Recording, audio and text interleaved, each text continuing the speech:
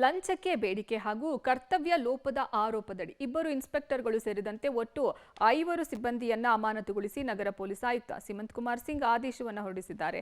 ಚಿನ್ನದ ಉದ್ಯಮಿಯೊಬ್ಬರಿಂದ 10 ಲಕ್ಷ ರೂಪಾಯಿ ವಸೂಲಿಗೆ ಯತ್ನಿಸಿರುವಂತಹ ಆರೋಪ ಹಿನ್ನೆಲೆ ಹಲಸೂರು ಗೇಟ್ ಠಾಣೆಯ ಇನ್ಸ್ಪೆಕ್ಟರ್ ಹನುಮಂತ ಭಜಂತ್ರಿ ಸೇರಿದಂತೆ 5 ಸಿಬ್ಬಂದಿಯನ್ನ ಅಮಾನತುಗೊಳಿಸಲಾಗಿದೆ. ಇನ್ನೊಂದು ಪ್ರಕರಣದಲ್ಲಿ ಅವಧಿಗೂ ಮೀರಿ ಪಬ್, ಬಾರ್, ರೆಸ್ಟೋರೆಂಟ್ಗಳು ಗ್ರಾಹಕರಿಗೆ ಸೇವೆ ನೀಡೋಕೆ ಅವಕಾಶ ನೀಡಿದ ಆರೋಪದಡಿ ಕೋರಮಂಗಲ ಠಾಣೆಯ ಇನ್ಸ್ಪೆಕ್ಟರ್ ಲೂಯಿ ರಾಮರೆಡ್ಡಿ ಅವರನ್ನು ಸಹ ಅಮಾನತುಗೊಳಿಸಲಾಗಿದೆ. ಹೊಸ ಜಿಎಸ್ಟಿ ದರ ಇಳಿಕೆ ಪರಿಣಾಮ ಈ ಆಟೋಮೊಬೈಲ್ ಮಾರುಕಟ್ಟೆ ಗರಿಗೆದರಿಗೆ. ಸಾಕಷ್ಟು ಜನ ಹೊಸ ಜಿಎಸ್ಟಿ ದರ ಇಳಿಕೆಯಿಂದ ಬಹುತೇಕ ಎಲ್ಲಾ ಕಾರುಗಳ ಬೆಲೆ ಕಡಿಮೆಯಾಗಿದೆ, ಕಮ್ಮಿಯಾಗಿದೆ ತಡ ಜನ ಕಾರು ಬುಕ್ಕಿಂಗ್ ಅನ್ನ ಮಾಡ್ತಿದ್ದಾರೆ. ತೆರಿಗೆ ಇಳಿಕೆಗೊಂಡ ದಿನವೇ ಕಾರುಗಳು ಭರ್ಜರಿಯಾಗಿ ಸೇಲ್ ಆಗಿದೆ. ನಿನ್ನೆ ಒಂದೇ ದಿನ ಮಾರುತಿ ಸುಜುಕಿಯ 30,000 ಕಾರುಗಳು ಮಾರಾಟ ಆಗಿವೆ. ಹ್ಯುಂಡೈ ಒಂದೇ ದಿನ 11,000 ಕಾರುಗಳನ್ನ ಮಾರಾಟ ಮಾಡಿದೆ. ಇದು 5 ವರ್ಷದ ಹಿಂದಿನ ದಾಖಲೆಯನ್ನ ಮುರಿದಿದೆ.